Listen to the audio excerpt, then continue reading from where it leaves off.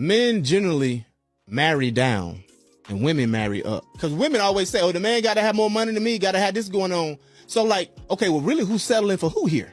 Yeah, you're right. You know what I'm saying? Like, so really, who's the prize? Everybody's been conditioned to think the woman is the prize, but if the man is the one that's usually marrying down and you marrying up, it sounds like the man is the prize. Straight up. Yeah. You know what I'm saying? Like, you know, I'm just putting that in perspective for y'all that's been conditioned to this foolishness. Understand your worth, fellas. And I would suggest find you a woman that's a prize as well. You know what I'm saying? Don't just be marrying down all the time. And they don't got nothing to do with just financially. If she need to be bringing something to the table to support, not you just supporting her in every aspect. Like, I think fellas, y'all, she need to be bringing just as much as you to the table. Don't be marrying down, because they ain't. The Highest Point Podcast. More than a pod, it's a lifestyle. Hypergamy, so women's tendency to marry equal or higher status mates, is somewhat in decline. But what's interesting is that I think that's somewhat inevitable as women occupy more high status positions in society. They're going to start marrying down to some extent. But some interesting pieces of data along with that is that a recent study of 21,000 women in 27 EU countries found that in relationships where a woman earns more or is higher educated than her partner, it's a big predictor of intimate partner violence. So that's a really dark kind of consequence, or maybe unintended consequence of that. If historically women always married up, wouldn't that mean that men married down? Absolutely. So men in that case would be settling, right? A lot of men settle. A lot of men settle. A lot I of agree with that. A lot of men settle. Yeah. Sure. Yeah. But see, there's a real conversation in that you ain't ready for. White women marry up. Okay? And most of our sisters marry down, but you're not ready for that conversation. That could take you a whole other place right now. And I told you I've been drinking, so you might want to get that mic off. So Come out when you drink, though. no, but let's explore though. Why do you believe that most white women marry up and minorities, black women, marry down? Because white women have been trained by their mothers to marry up. The man is supposed to take care of you. The man is the head of the household, where a lot of times, a lot of our sisters have been told that black men ain't shit. You feel what I'm saying? I can do it for myself. I made it on my own. But you're not ready for that conversation. Get that mic off me because I've been drinking. Do you think that is why in society it is sometimes deemed the angry black woman is more masculine, whereas you see a lot of brothers getting with white women because they're more submissive? Did you see the NBA draft class this year? It's a bunch of high yellow brothers like me and him in that class. So what you think? Absolutely. If a man has a high intimacy marketplace value but doesn't strive to improve himself, he will almost certainly experience the heartbreak of having his one true love walk out on him.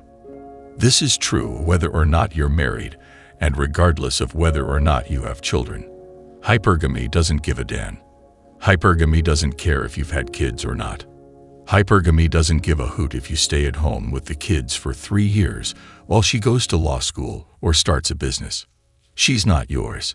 A woman is meant to round out your world, not dominate it. Women aren't interested in your struggles. They just want to be with you at the end. Men, when you stop striving for greatness, women will leave you, or at least leave men in general. I've dealt with many similar cases before.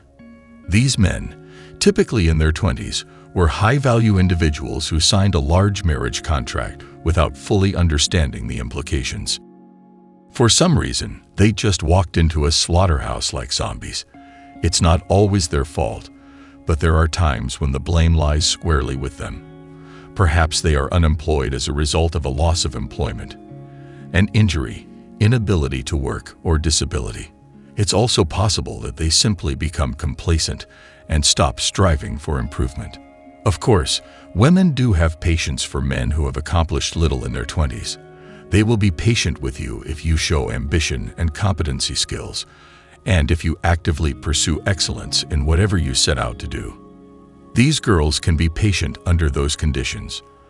But if you've been married for a while, or you've recently divorced, and are trying to re-enter the dating scene as a single man, you might find it difficult to do so if you're 40 or older, and you're attempting to win the heart of a 28-year-old woman. Muscles are not enough if you have accomplished nothing with your life, if you have no competency skills, If you have not made a small dent in the universe, if you have not made some money. To be a man, you need to be focused on something larger than yourself, to have a clear idea of where you want to go, and to take action toward that end.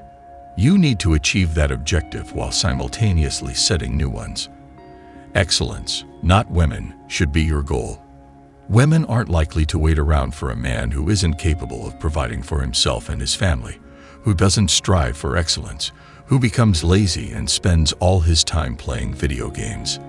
Given that half of all marriages end in divorce, it's important to increase your odds of success before entering the slaughterhouse of marriage. Then, keep your eye on the prize and put in the time necessary to achieve it. Because even if things don't work out, even if she dumps you and finds a better-off suitor, you're still ahead of the game. If you have a goal in mind, whatever you do will have meaning.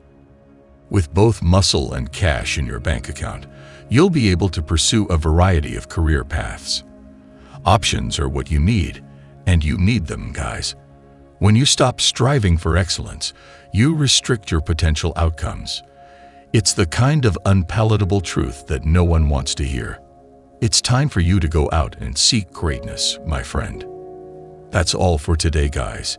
If you found value in this video, don't forget to smash the like and subscribe button to get more dope content like this every day. Till next time.